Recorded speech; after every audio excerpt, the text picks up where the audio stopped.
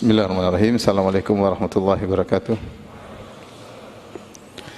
Alhamdulillahi ala ihsani wa syukru lahu ala taufiqihi wa amtinani wa asyhadu an la ilaha illallah wahdahu la syarika lahu ta'ziman li sya'nih wa asyhadu anna Muhammadan abduhu wa rasuluhu da'ila ridwani.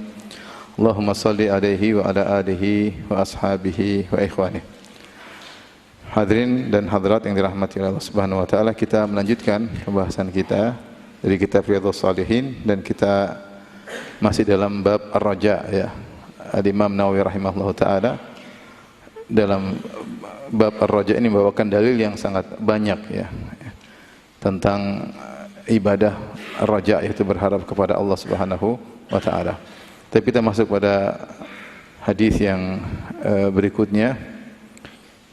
Wa an Jabir radhiyallahu taala anhu qala, dari Jabir radhiyallahu anhu beliau berkata, Ja'a A'rabiyun ila Nabi sallallahu alaihi wasallam, datang seorang Arab Badui menemui Nabi sallallahu alaihi wasallam, kemudian dia berkata, ya Rasulullah, mal mujibatani, ya Rasulullah, apa sih dua perkara yang mewajibkan? Dua perkara maksudnya perkara yang mewajibkan masuk surga dan perkara yang mewajibkan masuk neraka jahanam. Maka Nabi menjawab, man mata la yusyriku billahi syai'an dakhalal jannah. Perkara pertama yang mewajibkan masuk surga adalah siapa yang meninggal dalam kondisi tidak berbuat syirik sama sekali kepada Allah, maka dia masuk surga. Kemudian Rasulullah SAW menyebutkan perkara yang mewajibkan masuk neraka, yang mengkonsekuensikan masuk neraka. Wa man mata yusyriku bihi syai'an dakhalan nar. Siapa yang meninggal dalam kondisi berbuat syirik kepada Allah sedikit pun, maka dia masuk neraka jahanam. Rawahu Muslim, hadis riwayat Muslim. Hadis ini wallahu alam bisawab lebih cocok pada menggabungkan antara al-khauf dan ar-raja, karena disebutkan dua perkara tentang ar-raja, yaitu siapa yang meninggal tidak berbuat syirik sama sekali, maka mengkonsekuensikan dia, mengharuskan dia untuk masuk surga. Tapi setelah itu Nabi berkata, siapa yang meninggal dalam kondisi berbuat syirik sedikit pun, dia juga masuk apa? Neraka. Jadi ada raja, ada al-khauf. Perhatikan di sini Nabi bersabda, man mata la yusyriku billahi syai'an. Siapa yang meninggal tidak berbuat syirik sama sekali kepada Allah. Syai'an di sini nakirah, datang dalam konteks syarat dan juga dalam kalimat penafian. Dan dalam kaidah usul fikih, kalau ada kalimat nakirah, yaitu tanwinnya datang dalam konteks kalimat seperti ini, memberikan faedah keumuman. Yang artinya siapa yang meninggal tidak berbuat syirik sama sekali, dia ketika meninggal bersih dari syirik akbar dan dia juga bersih dari syirik asghar, maka dia harusnya masuk surga. Dia harusnya masuk surga. Dan ini alhamdulillah, yaitu Nabi SAW mengkaitkan masuk surga dengan terbebasnya syirik ketika seorang meninggal dunia. Maka siapa yang dahulu pernah melakukan syirik, pernah percaya sama dukun, pernah tatayur, pernah terjerumus dalam percaya sama jimat, tawakal kepada selain Allah, maka hendaknya dia berusaha meninggalkan itu semua dan dia mulai membersihkan hatinya sampai ketika dia meninggal dalam kondisi tidak berbuat syirik sama sekali. Syirik besar dia tinggalkan, syirik jauh dia, syirik kecil dia berusaha menjauhinya, maka dia seharusnya masuk surga. Tapi sebaliknya juga, siapa yang meninggal dalam kondisi berbuat syirik kepada Allah Subhanahu wa taala, maka dia masuk neraka. Jadi hadis ini wallahu alam bisawab, dia lebih cocok kalau masuk dalam bab al-jama' bainal khauf war raja, bab tentang, nanti akan datang bab tentang menggabungkan antara berharap dan takut. Tapi dibawakan oleh Imam Nawawi dalam bab berharap kepada Allah Subhanahu wa taala. Baik, hadis berikutnya, wa an Anas radhiyallahu anhu anna Nabiy sallallahu alaihi wasallam wa Muadz radifuhu, bahwasanya Nabi SAW satu hari membonceng Muadz bin Jabal ala rahil, ya, yaitu di pelana. Dalam riwayat yang disebutkan di atas himar. Di atas apa? Himar, ya. Ini menunjukkan tawadhu'nya Nabi sallallahu alaihi wasallam. Nabi sallallahu alaihi wasallam meskipun dia adalah kepala negara, beliau tidak selalu naik kuda dan beliau tidak selalu naik onta. Bahkan sering beliau naik himar. Dan di antara tawadhu'nya Nabi sallallahu alaihi wasallam, Nabi sering membonceng sahabat-sahabat junior. Bahkan sebagian ulama menulis buku tentang nama-nama sahabat-sahabat junior yang pernah dibonceng oleh Nabi sallallahu alaihi wasallam sekitar ada 30 orang, di antaranya Mu'adz bin Jabal, di antaranya Hasan Husain, ya. Di antaranya Usamah bin Zaid, ya. Ada beberapa sahabat yang dibonceng oleh Nabi sallallahu alaihi wasallam. Dan kali ini dalam hadis Rasulullah SAW membonceng Mu'adz. Kemudian Rasulullah berkata, "Ya Mu'adz, wahai Mu'adz." Qala labbaik ya Rasulullah wa sa'daik. Dia mengatakan, aku memenuhi panggilanmu ya Allah. Labbaik artinya aku memenuhi panggilanmu dengan semangat. Wa sa'daik itu aku senang memenuhi panggilanmu, ingin bahagiakan engkau. Oleh karenanya ketika orang bertalbiyah dalam umrah atau haji, mereka mengatakan labbaik Allahumma labbaik. Itu talbiyatan laka ba'da talbiyah. Yang kata para ulama, labbaik Allahumma labbaik itu aku memenuhi panggilanmu ya Allah dengan penuh semangat, bukan malas-malasan. Labbaik, labbaik itu mengatakan iya, memenuhi panggilan tapi dengan semangat. Maka Mu'adz bin Jabal mengatakan labbaik ya Rasulullah, aku memenuhi panggilanmu ya Rasulullah, wa sa'daik. Qala ya Mu'adz, Rasulullah berkata kembali lagi, wahai Mu'adz. Mu'adz menjawab lagi, labbaik ya Rasulullah wa sa'daik. Aku memenuhi panggilanmu, aku memenuhi panggilanmu ya Rasulullah dengan penuh semangat dan aku bahagia dengan memenuhi panggilanmu. Qala ya Mu'adz. Rasulullah panggil lagi 3 kali dan Mu'adz menjawab dengan jawaban yang sama. Salasan, 3 kali Nabi panggil. Ini menunjukkan Rasulullah SAW ingin menarik perhatian Mu'adz bin Jabal, sehingga seakan-akan ada sesuatu yang serius yang ingin Rasulullah sampaikan kepada Mu'adz.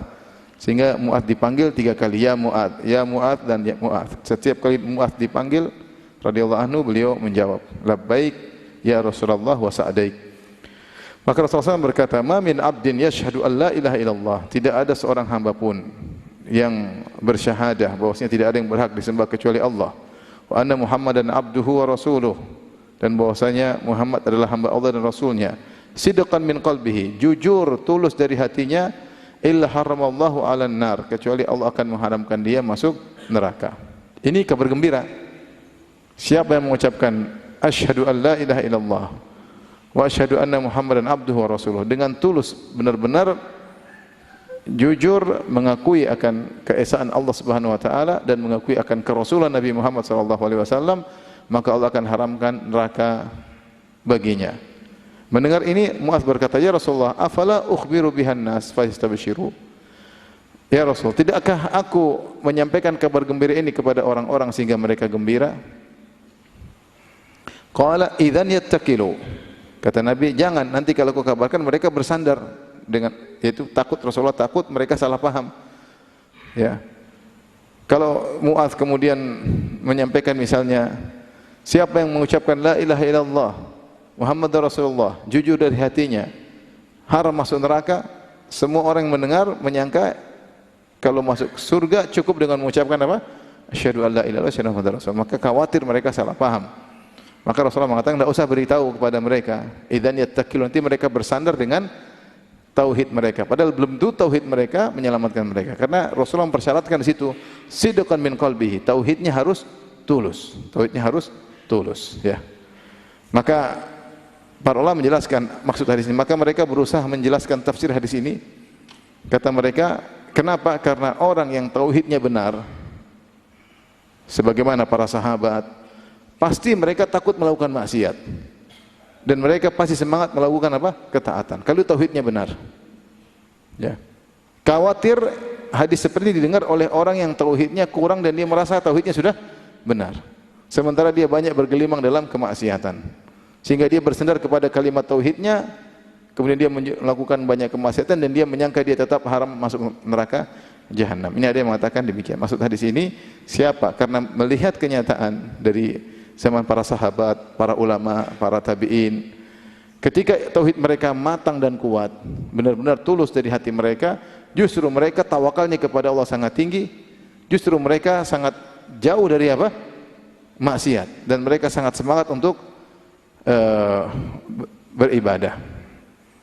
Walhasil ada kisah seorang ustadz ketemu dengan murid lamanya, ya. Saya diceritain juga ya, ketemu dengan murid lamanya. Murid lamanya itu ketemu lagi udah nakal, kalau nggak salah tatoan, kalau nggak salah merokokan, macam-macam lah. Ditegur, kok begini? Ya, yang penting tidak syirik Ustaz. Ya benar, yang penting tidak syirik, tapi bukan berarti kalau kita melakukan kemaksiatan yang lain berarti belum tentu apa? Harus selamat ya. Betapa banyak dalam hadis-hadis yang menunjukkan ahli tauhid juga masuk neraka jahanam. Ahli tauhid juga masuk neraka jahanam. Bahkan Rasulullah SAW menyebutkan ada yang salat juga masuk neraka, ada yang berhaji juga masuk neraka. Ada wanita-wanita yang tidak taat kepada suaminya masuk neraka. Ada hadisnya enggak? Ada. Rasulullah tidak mengatakan mereka orang musyrikin, mereka orang bertauhid. Ya. Ada yang tidak bayar zakat masuk neraka, mereka juga bertauhid. Tetapi tauhid mereka lemah. Makanya di sini Allah alam kenapa Rasulullah melarang Mu'adz untuk menyampaikan. Khawatir orang yang mendengar salah paham. Sehingga dia merasa dia sudah bertauhid matang, aman kalau gitu. Saya mau maksiat ini, saya mau melakukan zina, nonton yang tidak-tidak, mau tatoan, mau ini, bohongin orang, nipu orang, bawa lari uang orang, utang nggak bayar-bayar. Dia merasa yang penting saya tidak berbuat apa? Syirik, saya pasti selamat. Khawatirnya demikian. Maka Rasulullah mengatakan jangan sampaikan kepada mereka, khawatir mereka bersandar dengan penyandaran yang salah. Akhirnya Mu'adz tidak menyampaikan hadis ini. Di penghujung hayatnya baru dia sampaikan. Khawatir dia menyembunyikan apa? Ilmu.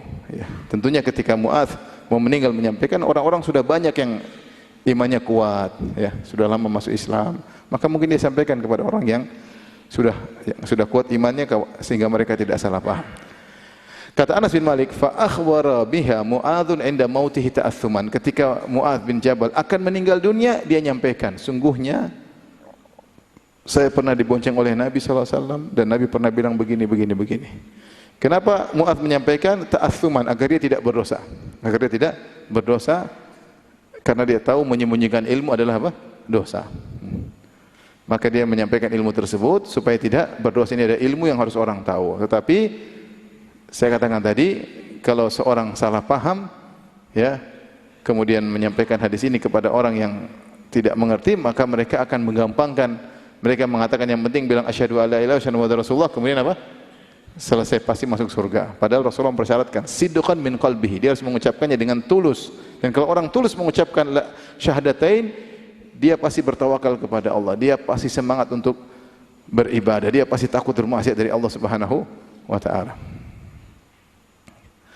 Atau ada yang menafsirkan lagi hadis ini, tafsiran pertama tadi, bahwasanya orang yang biasa, yang bertauhid biasanya jauh dari maksiat dan senang beribadah kepada Allah. Tafsiran kedua, maksud mereka, siapa yang bertauhid, tidak berbuat syirik sama sekali, jujur dari hatinya, maka dia akan diharamkan dari neraka untuk diazab selama-lamanya. Tapi bisa jadi dia diazab, tapi tidak selama-lamanya. Ini tafsiran yang kedua. Wallahu a'lam bishawab. Baik.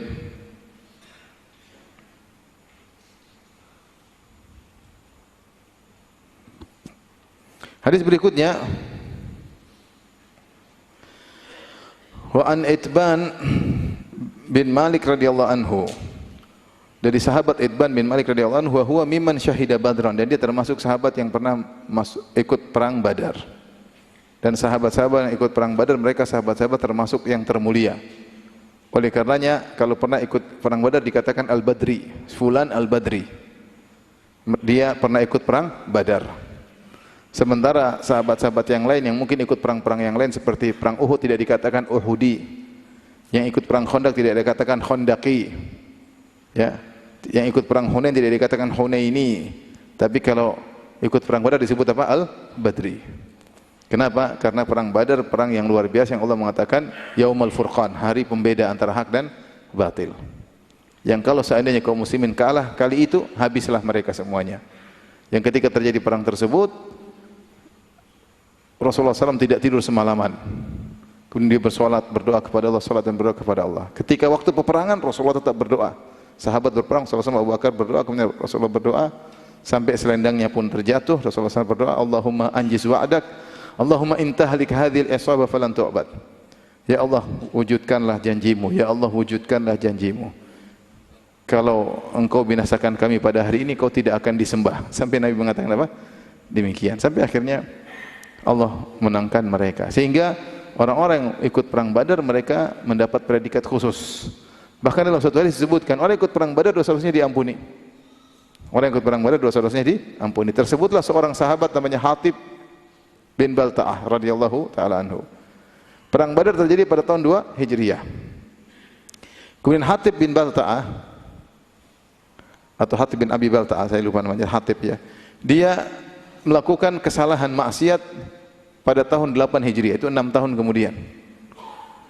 Ketika Rasulullah SAW berencana untuk memerangi kaum Quraisy dalam peristiwa Fatu Makkah, maka Hatib bin Abi Balta'ah menulis surat kepada koleganya atau kerabatnya di Mekah, kasih tahu bahwasanya Rasulullah SAW akan menyerang.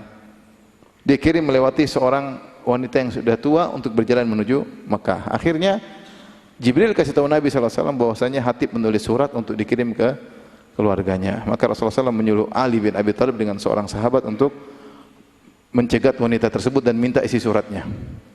Datanglah Ali bin Abi Thalib dengan seorang sahabat mencegat wanita tersebut. Kemudian mereka berkata, mana surat dari Hatib? Kata tersebut tidak ada.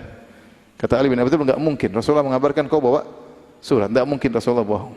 Mana suratnya? Enggak ada. Kau kasih atau saya buka bajumu semuanya. Katanya ini ada. Daripada ditelanjangin. Hanya kasih dan ternyata benar. Akhirnya bawa ke Nabi. Nabi mengatakan, ma hadza ya Hatib? Apa yang kau lakukan wahai Hatib? Kata Umar, da'ni adrib unukah. Ya Rasulullah, biarkan aku penggal kepalanya. Karena bahaya ini. Ini surat kalau sampai ke mereka bahaya. Karena mereka tahu rencana Nabi dan mereka bisa melakukan apa? Strategi dalam berperang, berbahaya. Rencana perang diketahui oleh musuh. Ini berbahaya bagi kaum muslimin. Akhirnya Hatib mengatakan, bukan begitu maksudku ya Rasulullah. Mungkin dia jelaskan, maksudnya bukan begitu. Jadi rupanya dia punya utang budi sama mereka. Dia ingin menyelamatkan, bukan untuk membongkar rahasia kaum muslimin, tapi ingin menyelamatkan kerabat ini. Karena dia dulu punya utang budi sama mereka. Dan dia belum sempat balas, maka dia ingin punya pamrih jasa kepada mereka, tapi perbuatannya salah. Ketika Umar berkata, da'ani adribuk unaqahu, biarkan aku penggal kepalanya, kata Rasulullah SAW, ya, la, jangan. La'alla Allah Ta'ala ala ahli badri, alal badr, faqala i'malu ma syi'tum qad ghafartu lakum. Ya. Allah Subhanahu wa taala sudah melihat peserta perang Badar dan Allah berkata, lakukan apa yang kalian kehendaki, sungguhnya aku telah mengampuni dosa-dosa kalian. Maksud saya, saking hebatnya perang Badar, Hatib yang melakukan dosa besar diampuni oleh Allah Subhanahu wa taala karena dia punya pahala sebelumnya yang sangat besar, yaitu pahala ikut serta dalam perang Badar. Makanya kalau sahabat dikatakan Al-Badri, berarti dia sangat mulia karena dia pernah ikut dalam perang Badar di mana 315 atau 319 orang melawan 1000 orang dan kemenangan di tangan para sahabat ketika itu. Di antara para peserta perang Badar adalah Itban bin Malik radhiyallahu taala anhu. Dia berkata, "Kuntu usolli liqaumi bi Bani Salim." Ya. Aku salat untuk kaumku, jadi imam dari kaum muda di Bani Salim. Wa kana yahulu baini wa bainahum wadin idza ja'atil amtar. Ya. Terkadang namun aku tidak bisa mengimami mereka. Kenapa? Kalau datang hujan deras, maka ada lembah yang terisi air sehingga aku tidak bisa melewati. Fa yashukku alayya ijtiyazuhu, maka repot bagiku untuk melewati lembah tersebut. Seperti di Madinah sekarang, seperti Wadil Aqiq. Wadil Aqiq sekarang kering, tapi kalau hujan penuh dengan air. Tapi sekarang ada jembatan dibuat. Maksudnya zaman dulu kalau kering bisa dilewati lembah tersebut, tapi kalau pas hujan tidak bisa. Maka dia mengatakan, ya Rasulullah, saya mengimami mereka, namun terkadang turun hujan sehingga aku tidak bisa lewat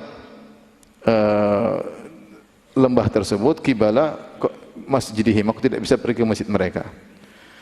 Fajitu Rasulullah sallallahu alaihi wasallam faqultu lahu, maka aku mendatangi Rasulullah, aku berkata, dan ini dalil bahwasanya kalau seorang ada halangan untuk bisa ke masjid, maka tidak mengapa dia tidak ke masjid.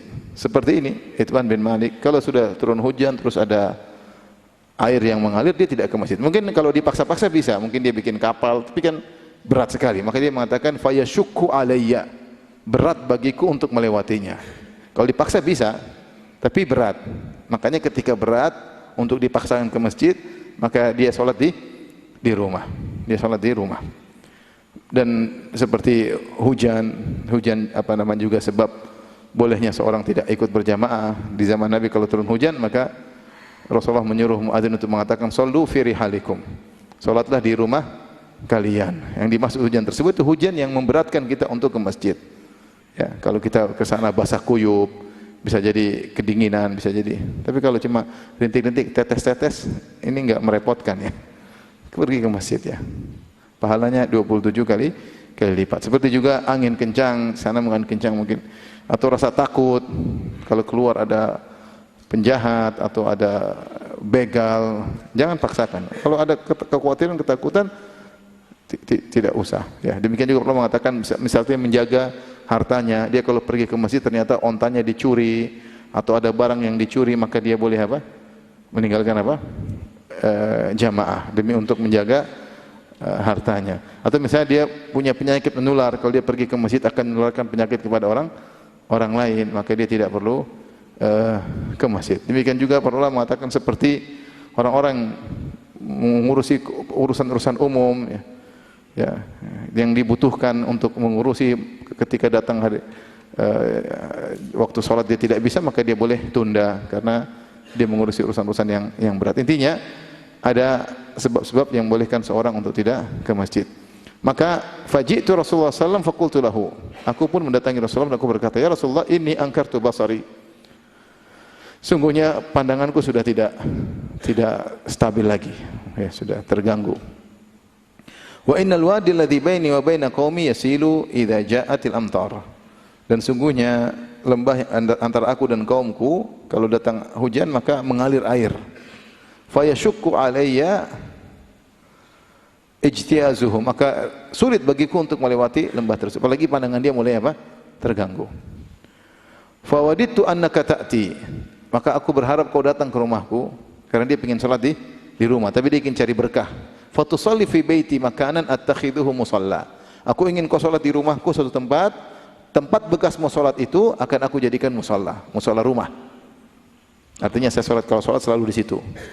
Boleh seorang misalnya punya rumah, dia bikin mushola di pojok yang dia tidak rubah-rubah di situ, dia sholat terus di situ, kalau zikir di situ, ya, sholat malam di situ, dia menjadikan sebagian tempat di rumahnya sebagai apa? Mushola. Maka kata Itban bin Malik tadi, kalau aku lagi kebetulan tidak bisa mengimami kaumku karena ada uzur, aku pingin sholat di mushola tersebut. Tapi mushola ini hukumnya bukan seperti hukum masjid. Dan di zaman para sahabat, para wanita sering menjadikan disebut masjid baitihi atau masjid fi masjidil bait, masjid baitiha. Itu masjid rumahnya. Maksudnya lokasi salat di rumahnya. Ada lokasi khusus dijadikan tempat untuk salat. Meskipun dinamakan masjidul bait, masjid rumah, artinya lokasi dalam rumah dijadikan tempat salat, maka tapi hukumnya bukan hukum masjid. Tidak perlu tahiyatul masjid, tidak boleh iktikaf di situ. Ya, hukumnya bukan hukum masjid. Kalau junub juga boleh di situ. Ya, jadi bukan hukum masjid. Maka dia datang kepada Nabi, dia mengatakan, aku ingin kau datang ke rumahku, terus engkau salat di suatu tempat dan aku jadikan sebagai tempat musalaku. Faqala Rasulullah sallallahu kata Rasulullah sallallahu sa'afal, aku akan melakukannya. Faqada alayya Rasulullah sallallahu alaihi wasallam wa Abu Bakar As-Siddiq. Maka datanglah Abu Bakar, Rasulullah sallallahu bersama Abu Bakar As-Siddiq radhiyallahu anhu ba'da mashtaddan naharu, ketika sudah sangat terik siang hari. Dia datang siang-siang bersama Abu Bakar. Dan demikian Abu Bakar senantiasa menemani Nabi SAW dalam banyak perjalanan. Wasta'dzana Rasulullah SAW fa'adhintu lahu. Rasulullah SAW minta izin untuk masuk rumahku, maka aku izinkan. Falam yajlis, Rasulullah SAW tidak duduk hatta qala, sampai dia berkata, aina tuhibbu an usalliya min baitik. Lokasi mana yang kau ingin aku salat di situ? Rasulullah datang langsung ingin melakukan apa yang diingin, tujuannya utama. Dan itu diantara sunnah, kalau kita ada keperluan harus bertemu dengan orang, tujuan utama dulu kita kerjain agar tidak terlupakan. Khawatir kalau kita lakukan yang lain-lain lagi, khawatir tujuan utama malah tidak terjalankan. Makanya Nabi SAW ketika sampai sampai rumahnya Itban radhiyallahu anhu, Rasulullah mengatakan langsung, belum minum teh, belum apa-apa, belum minum kopi, belum makan korma, belum makan apa, daerah mana yang kau ingin aku, lokasi mana yang kau ingin aku salat di situ. Fa asyartu lahu ila al-makan alladhi uhibbu an usalliya fihi. Ya. Maka aku pun mengisyaratkan di sini suatu daerah aku ingin suka salat di situ. Jadi ini cari berkah biar Rasulullah salat situ, kemudian saya salat di tempat tersebut. Faqama Rasulullah sallallahu alaihi wasallam Fakabbara, maka Rasulullah SAW pun berdiri kemudian takbir. Wa safafna wara'ahu, kami pun bermakmum di belakang Nabi sallallahu alaihi wasallam. Fa shalla rak'ataini, kemudian Rasulullah SAW salat 2 rakaat. Berjamaah atau tidak? Berjamaah atau tidak? Berjamaah. Ini salat wajib atau salat sunnah? Salat sunnah, ya. Jadi hukum asal salat sunnah sendiri-sendiri. Namun sesekali berjamaah boleh. Sesekali salat duha berjamaah boleh, namun bukan terus-terusan. Sesekali salat malam berjamaah boleh, namun bukan terus-terusan. Rasulullah SAW beberapa kali salat malam berjamaah. Yang terus-terusan misalnya salat tarawih sebulan penuh, itu sunnah. Tapi kalau selain bulan Ramadan, maka seorang salat malam sendiri-sendiri. Namun sesekali berjamaah tidak jadi masalah. Seperti Rasulullah SAW pernah, Ibnu Abbas tahu-tahu salat ikut Nabi SAW. Contohnya lagi Hudzaifah pernah salat ngikut Nabi sallallahu alaihi wasallam. Seperti ini Rasulullah SAW salat sunnah, kemudian Itban ikut bermakmum di belakang Nabi sallallahu alaihi wasallam. Tsumma sallama wa sallamna hina sallama. Kemudian Rasulullah SAW pun salam, selesai dari salat kami pun ucapkan salam ketika Rasulullah SAW mengucapkan salam. Fahabastuhu ala khaziratin tusna'u lahu, maka aku tahan Nabi untuk makan itu tepung yang dicampur dengan minyak, itu khazirah, itu makanan, semacam makanan ringan untuk diberikan kepada Nabi sallallahu alaihi wasallam. Fasami ahlu dari anna Rasulullah sallallahu alaihi wasallam bi baiti, ya. Fasaba rijalun minhum hatta kathura rijal. Orang-orang kampung dengar Rasulullah SAW ada di rumahku, maka mereka pun datang dengan segera sampai kathura rijal fil bait, maka banyak orang di rumah. Ini dicerita. Faqama rajulun, tiba-tiba ada seorang di antara hadirin yang datang ramai-ramai ke rumah berkata, nyeletuk, "Ma fa'ala Malik la arahu." Mana si Malik? Aku tidak melihat. Kok enggak ikut hadir di sini? Ini Rasulullah datang kok dia tidak ikut, kan harusnya ramai, orang ramai di kampung kecil itu harusnya orang ramai. Faqala rajulun, ada yang berkata, "Dzalika munafiqun la yuhibbullah wa rasul." Orang ini ada satu lagi yang mengomentari, si Malik itu orang munafik, makanya tidak ke sini. Dia tidak mencintai Allah dan Rasulnya.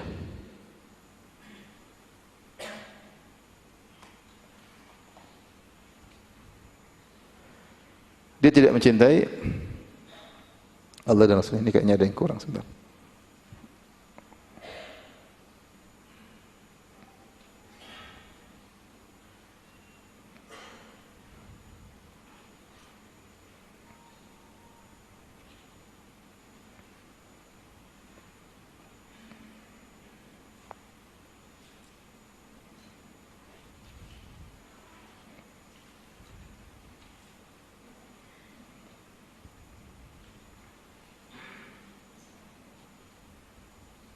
Bentar ya. Kita saya baca dari PDF sini, bentar. Ada yang saya ragu lafalnya. Coba di sini.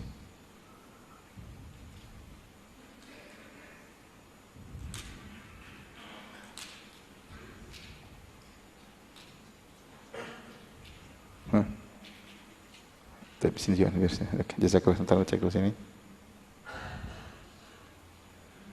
Oke, sini ada ya.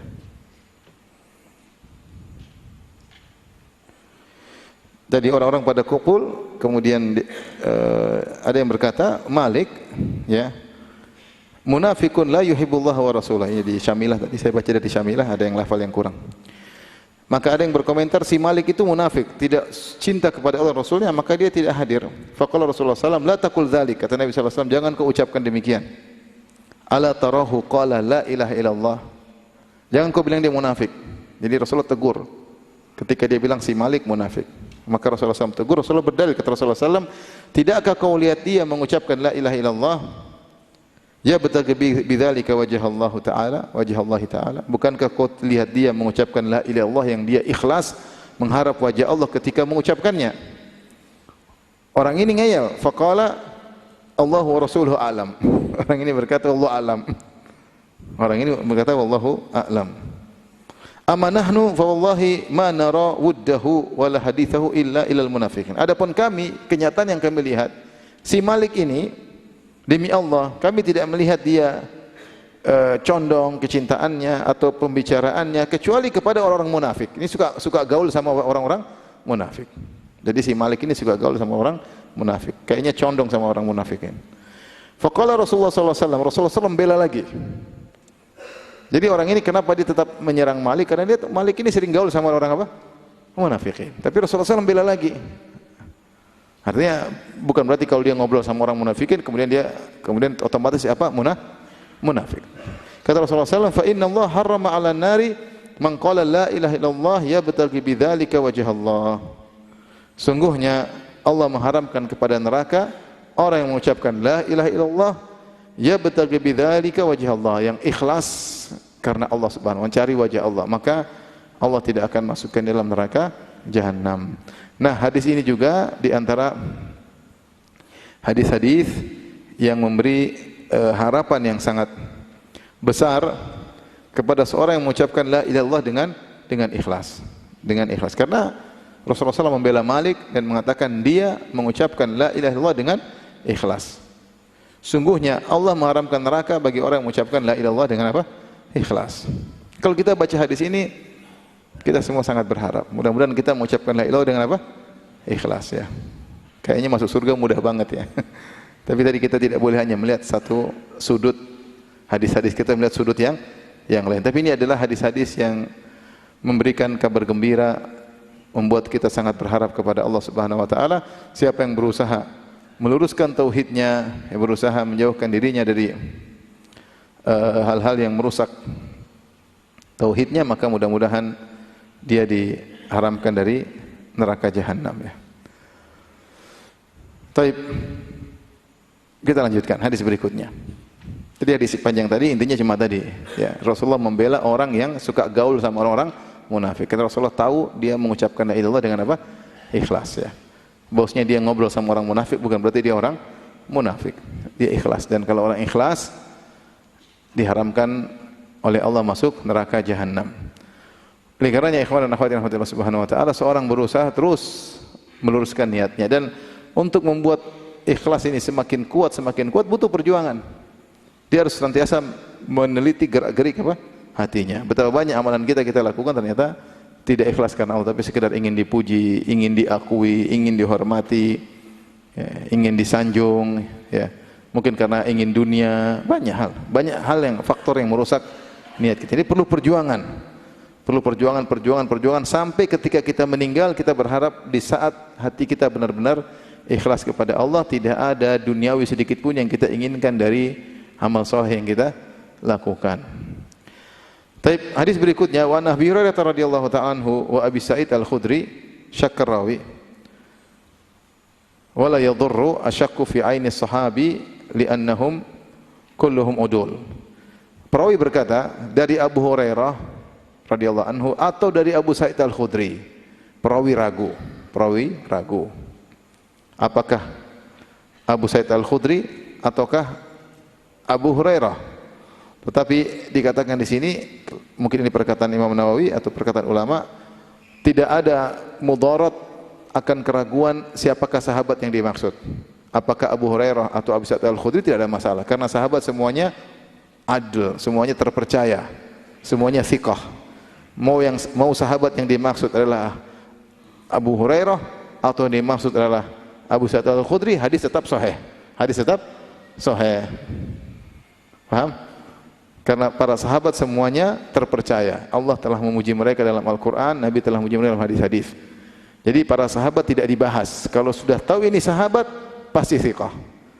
Para ulama baru bahas kalau tabi'in. Karena tabi'in tidak semuanya thiqah.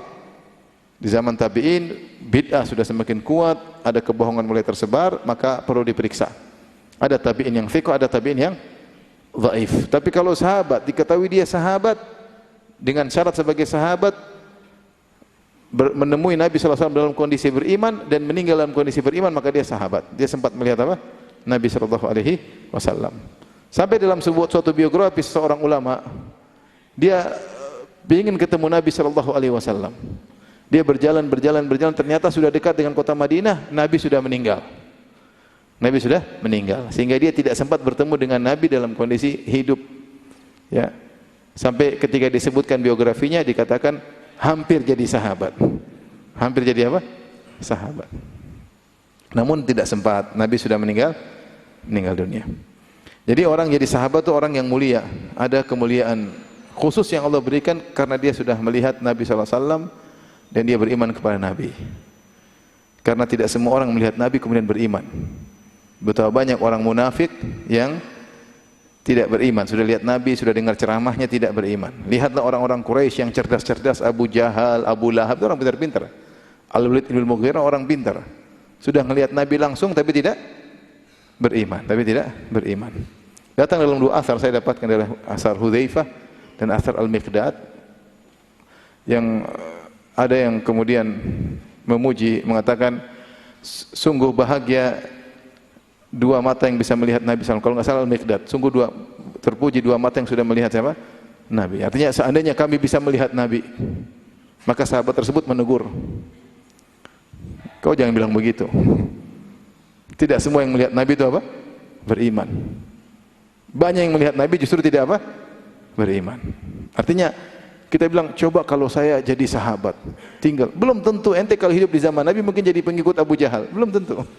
Belum tentu gimana musuh perang Badar 1000 orang lawan 300 gemetar juga. Lama-lama jadi pengikut udah gabung sana aja deh. Maka maksud saya, ya sudahlah. Kita tidak melihat Nabi tapi kita beriman, alhamdulillah. Jangan sampai seorang mengatakan, coba kalau saya lihat Nabi, saya akan belum tentu. Ya, belum tentu. Hudzaifah juga mengucapkan perkataan, saya dapat dua sahabat yang menegur akan hal ini. Hudzaifah juga menceritakan hal ini ketika perang Khandaq, ketika semua dalam ketakutan, Rasulullah mengatakan, siapa yang mau pergi ke markas musuh untuk ngecek, ngeri. Jadi suruh keluar dari pasukan markas Nabi, kemudian pergi ke tempat lokasi musuh untuk cek kondisi mereka. Enggak ada yang berani berdiri ketika itu, enggak ada yang berani berdiri. Siapa? Enggak ada yang berani. Sampai akhirnya Rasul mengatakan, "Ya Hudzaifah Hudzaifah bangun sana." Artinya tidak serta-merta kemudian kalau kita tinggal di zaman Nabi, lihat Nabi kemudian kita beriman. Ada beberapa kemungkinan. Pertama jadi pengikut Abu Jahal. Yang kedua jadi pengikut Abdullah bin Ubay bin Salul. Yang ketiga kabur tinggal sama Romawi atau tinggal sama Persia. Banyak kemungkinan. Sahabat mereka sudah orang yang terpilih. Makanya status mereka semuanya thiqah. Pokoknya dia sudah terbukti sahabat, dia meriwayatkan hadis, kita percaya. Tapi kalau tabi'in enggak, karena tabi'in tidak pernah lihat siapa? Nabi. Tabi'in melihat sahabat. Maka tabi'in tingkatnya berbeda-beda. Ada yang thiqah, ada yang dhaif. Makanya di sini dikatakan wala yadhurru syakku fi aini sahabi, maka tidak ada kemudaratan tentang siapakah sahabat yang sungguhnya dalam hadis ini. Apakah Abu Hurairah atau Abu Sa'id Al-Khudri? Li'annahum kulluhum udul, karena mereka seluruhnya adalah terpercaya. Maka salah seorang dari kedua orang ini, apakah Abu Hurairah atau Abu Sa'id Al-Khudri, berkata, meriwayatkan hadis, lamma kana ghazwatu Tabuk. Kalau sudah azan kan? Azan dulu.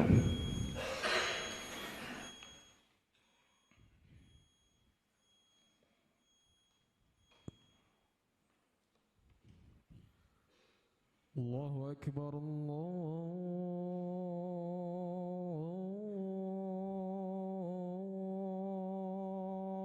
Akbar, Allahu Akbar, Allahu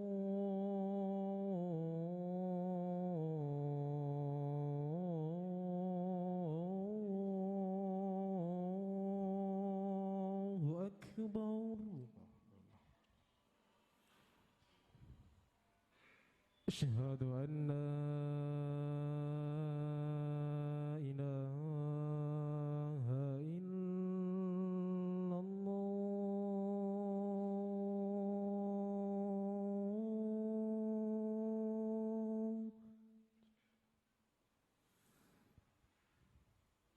أشهد أن لا إله إلا الله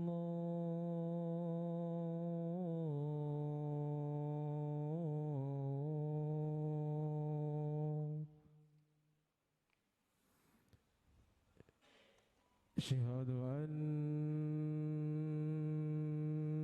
محمد رسول الله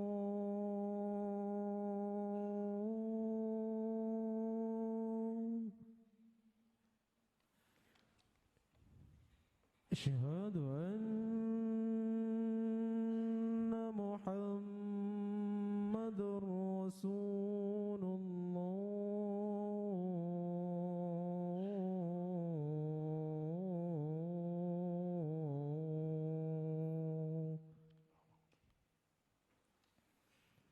حي على الصلاة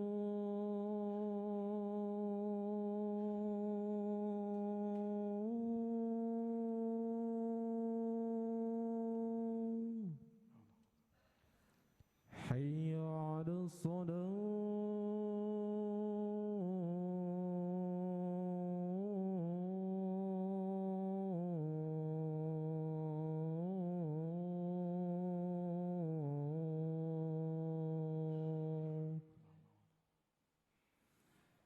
حي على الفلاح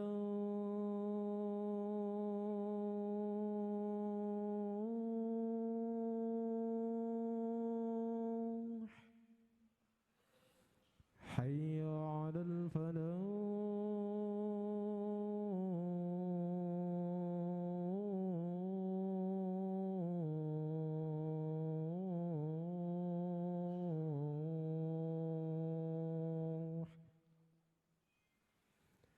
الله أكبر الله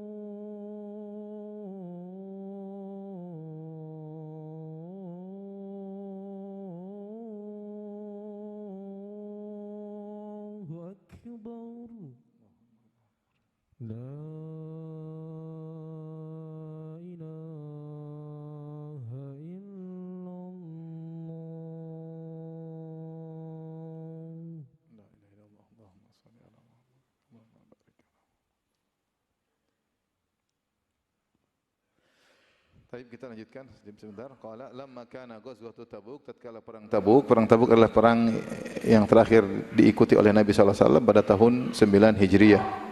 Itu Rasulullah SAW berangkat sekitar 30.000 orang menuju Tabuk. Tabuk itu wilayah di sebelah utara kota Madinah, jaraknya sekitar 780 km dari kota Madinah, di perbatasan antara Arab Saudi dengan Yordan. Makanya setelah Tabuk, Yordan ya. Jadi perbatasan antara Arab Saudi dengan Syam. Jauh ya. Namun ketika Rasulullah SAW sampai di sana, ternyata pasukan Romawi kabur. Mereka takut. Sehingga mereka tidak hadir dalam peperangan tersebut. Rasulullah SAW tunggu, kalau nggak salah 20 hari, mereka tidak muncul-muncul. Akhirnya Rasulullah SAW balik. Rasulullah SAW akhirnya apa? Balik. Taib. Karena perjalanan jauh, mereka membutuhkan makanan yang banyak, membutuhkan kendaraan yang banyak ya. Karena harus jalan berapa? 780 kilo. Jauh atau dekat tuh? Jauh. Apalagi itu musim panas. Disebut dalam musim apa? Musim panas. Lama kana ghazwatu Tabuk, tatkala perang Tabuk, asaban nas maja'ah. Orang-orang kelaparan. Mungkin perbekalan habis. Perjalanan terlalu jauh, 700 kilo, pasukan 30.000. Butuh makanan yang banyak. Mereka kelaparan. Faqala ya Rasulullah. Saking laparnya mereka berkata, ya Rasulullah, lau adzinta lana fanaharna nawadhihana. Kalau boleh kau izinkan kami ingin nyembelih unta-unta kami yang nadhih, itu unta yang digunakan untuk mengambil air ya. Jadi mereka tunggangi. Fa akalna waddahanna. Kami makan unta-unta kami, kemudian kami menggunakan minyaknya. Mungkin untuk tubuh, untuk rambut. Karena udah kelaparan mau apa lagi? Kata Rasulullah SAW, if'alu, silakan. Udah sembelih aja, udah lapar mau diapain? Faja'a Umar datang, lihat Umar radhiyallahu anhu. Faqala ya Rasulullah, Umar kasih masukan, ya Rasulullah. In fa'alta qalla dhahru. Ya Rasulullah, kalau kau lakukan itu orang pada motong unta mereka, maka tunggangan semakin habis. Perjalanan masih apa? Jauh, atau pulang pun susah. Tunggangan akan habis. Walakin ud'uhum bi fadli azwadihim. Tapi suruh mereka mendatangkan sisa-sisa makanan mereka. Tsumma du'allaha lahum 'alaiha bil barakah. Kemudian berdoalah keberkahan untuk makanan tersebut untuk mereka. Jadi Umar kasih ide, kan gampang ya Rasulullah. Tinggal berdoa makanan jadi banyak. Ngapain nyembelih apa? nyembelih unta. Kan kau punya mukjizat kan? Artinya Umar kasih ide. Mungkin sahabat juga punya ide tapi malu, enggak enak ngomong sama dia. Umar kasih ide. Nanti kalau dipotong semua habis. Surah mendatangkan makanan, kau doain berkah jadi banyak, selesai. La'allallah an yaj'ala fi dzalika al-barakah. Semoga Allah memberikan keberkahan dengan doamu. Ya. Faqala Rasulullah SAW, "Na'am." Benar. Oke. Fada'a bi nata' fa basata. Rasulullah SAW minta didatangkan semacam terpal tapi terbuat dari kulit, namanya nata'. Thumma da'a bi fadli azwajihim. Rasulullah yang punya sisa makanan taruh sini. Faja'ala rajulu yaji'u bi kaffi dzuratin. Ada orang yang bawa segenggam gandum ya. Segenggam apa? Jagung ya. Wa yaji'u bi kaffi tamrin, ada yang datang dengan bawa segenggam korma. Wa yaji'ul akhar bi kisrah, ada yang bawa dengan potongan roti. Sedikit-sedikit sisa makanan. Hatta jama' ala nata' min dzalika syai'un yasir. Akhirnya terkumpul sedikit di atas terpal yang terbuat dari kulit tersebut. Enggak banyak, sedikit. Fada'a Rasulullah sallallahu alaihi wasallam bil barakah. Rasulullah SAW berdoa pada Allah Subhanahu wa taala. Dan biasa mukjizat. Tsumma qala khudhu fi awiyatikum. Kata Rasulullah, ambil semua, isi penuh tempat makanan kalian. Fa akhadhu fi awiyatikum, orang ambil. Enggak habis-habis, ambil lagi, penuhin. Ambil lagi, ambil. Hatta ma taraka fil askar bi'an illa mala'uhu. Sampai semua orang pasukan tidak ada punya tempat makanan kecuali penuh. Wa akalu hatta syabi'u. Mereka makan sampai mereka kenyang. Tadi kelaparan, sekarang apa? Kenyang. Wa fadlah, bahkan masih tersisa. Faqala Rasulullah SAW bersabda, "Asyhadu an la ilaha illallah." Ini kesempatan Rasulullah SAW memantapkan tauhid, bahwasanya dia seorang rasul. Buktinya dia berdoa, berkah makanan sedikit jadi apa? Banyak. Ini mukjizat luar biasa. Saya sudah sering sampaikan, mukjizat tidak sama dengan karomah. Kalau karomah levelnya di bawah, ya. Karomah mungkin makanan dari negeri Syam dibawa ke Indonesia tiba-tiba mungkin. Tapi kalau makanan sedikit jadi banyak, itu mukjizat. Adapun makanan musim dingin ada di musim panas dan musim dingin, atau makan di Jawa tiba-tiba ada di sini, ini karomah kalau orang soleh yang mendapatkannya ya. Seperti Maryam ketika dirawat oleh Zakaria kullama dakhala ilaihi Zakaria al-mihrab wajada indah rizqa. Setiap Zakaria masuk ke tempat Maryam, kok ada makanan. Ini karomah. Tapi makanan yang tidak ada dibawa dari tempat jauh itu aneh tapi masih mungkin. Tapi sedikit jadi banyak, itu mukjizat. Jadi karomah dan mukjizat sama-sama khawariqul adah, sama-sama menyelisihi aturan alam, tetapi level mukjizat lebih apa? Lebih tinggi. Ya, lebih tinggi. Kecuali dan di antara yang menyelisihi aturan alam, sihir juga demikian, tapi dengan bantuan jin. Semakin kesetanan semakin sakti. Makanya disebutkan dalam kitab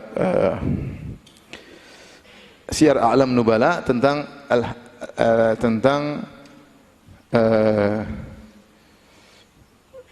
seorang yang mengaku sebagai Tuhan ya. Dia mengaku sebagai Tuhan, dia mengatakan bahwasanya Al-Hallaj, bahwasanya di balik jubahku ada Allah, kata dia. Dan dia punya kesaktian sampai dia tawarkan kepada orang-orang, "Kau mau apa? Saya akan berikan." Saya datang kepada seorang alim, orang alim sudah tua. "Kau mau apa? Saya akan kabulkan." Kata orang alim tersebut, "Saya pingin muda lagi. Saya pingin muda lagi, rambut saya yang botak pingin tumbuh lagi." Kata Al-Hallaj, yang aku sebagai Tuhan, kalau itu saya nggak bisa. Terkadang dia tiba-tiba bawa makan buah apel. Dia lagi sama teman-temannya, lagi murid-muridnya, di musim kemarau tiba-tiba ada apel. Ini mungkin atau tidak? Mungkin jinnya ngambil apel di Malang terus bawa ke Hallaj, mungkin. Cepat seret-seret. Dia tiba-tiba ada apel. Dia bilang, "Murid-muridku, ini apel saya ambil dari surga." Masya Allah. Dari mana? Surga. Dia bukan bilang dari Malang, tapi dari mana? Surga. Sebagian murid percaya, sebagian lagi makan, "Wahai Sayyidi, wahai Tuanku, kenapa dari surga? Kok ada ulatnya?" Rupanya ada apel yang betul ada ulatnya. Jin waktu ngambil tidak milih-milih. Kok ada ulatnya? Kata Hallaj, sebenarnya tidak ada ulatnya dari surga. Cuma pas proses ke sini, mungkin kena polusi, sehingga ada ulatnya. Tapi intinya, kalau karomah itu adalah keajaiban, sihir juga keajaiban. Tapi kalau sihir sebabnya setan, karomah sebabnya ketakwaan, tapi levelnya masih di bawah, mukjizat tinggi. Makanan sedikit jadi banyak. Setelah Rasulullah SAW berkata, "Asyhadu an la ilaha illallah." Aku bersaksi bahwa tidak ada yang berhak disembah kecuali Allah. Wa anni Rasulullah, dan aku adalah utusan Allah. Ini buktinya salah satunya. Saya berdoa makanan sedikit jadi apa? Banyak. La yalqallaha bihima abdun ghairu syakin. Tidak seorang hamba pun bertemu dengan Allah dengan membawa syahadatain, bahwasanya tidak ada yang berhak disembah kecuali Allah dan Muhammad utusan Allah. Dia bertemu dengan Allah tanpa keraguan sedikit pun, fayuhjabu anil jannah. Kemudian dia akan terhalangi dari surga. Enggak mungkin, kata Nabi. Siapa yang ketemu Allah tidak ragu akan hal ini, dia pasti masuk surga. Ini roja. Hadis ini memberikan kita harapan. Jika seorang yakin dengan syahadatain, insya Allah dia masuk apa? Surga. Tapi kalau kita lihat dari hadis-hadis yang sudah kita bahas pada pertemuan lalu sampai sekarang, intinya bahwasanya tidak sekedar mengucapkan syahadatain masuk surga. Rasulullah kasih syarat-syarat. Di antaranya tadi tidak boleh apa? Ragu. Di antaranya sidq, dengan jujur dan tulus ketika mau mengucapkannya. Di antaranya yabtaghi biha wajh Allah. Harus ikhlas. Sehingga tidak semua yang mengucapkan la ilaha illallah pasti masuk surga. Tidak. Tapi la ilaha illallah tersebut harus terpenuhi syarat-syaratnya. Di antaranya tadi tidak boleh ragu. Di antaranya tadi tulus ketika mengucapkannya, bukan bohong-bohongan, jujur. Di antaranya ikhlas kepada Allah. Makanya dikatakan, bukankah la ilaha illallah kunci masuk surga? Kata sebagian ulama, iya benar. Kunci masuk surga la ilaha illallah, tapi setiap kunci ada giginya. Giginya harus ada. Kalau giginya ompong, tidak bisa buka apa? Kunci surga. La ilaha illallah memang kunci masuk surga, tapi ada syarat-syaratnya. Di antaranya tidak boleh syirik, di antaranya tidak harus ikhlas, di antaranya tidak boleh ragu, di antaranya harus jujur. Makanya para ulama menulis tentang syarat la ilaha illallah, mereka sebutkan. Karena mereka ngambil dari hadis-hadis seperti ini. Sampai sini saja, sudah bel tadi. Kita lanjutkan insyaallah pertemuan berikutnya. Kurang lebih saya mohon maaf. Wabillahi taufiq. Assalamualaikum warahmatullahi wabarakatuh.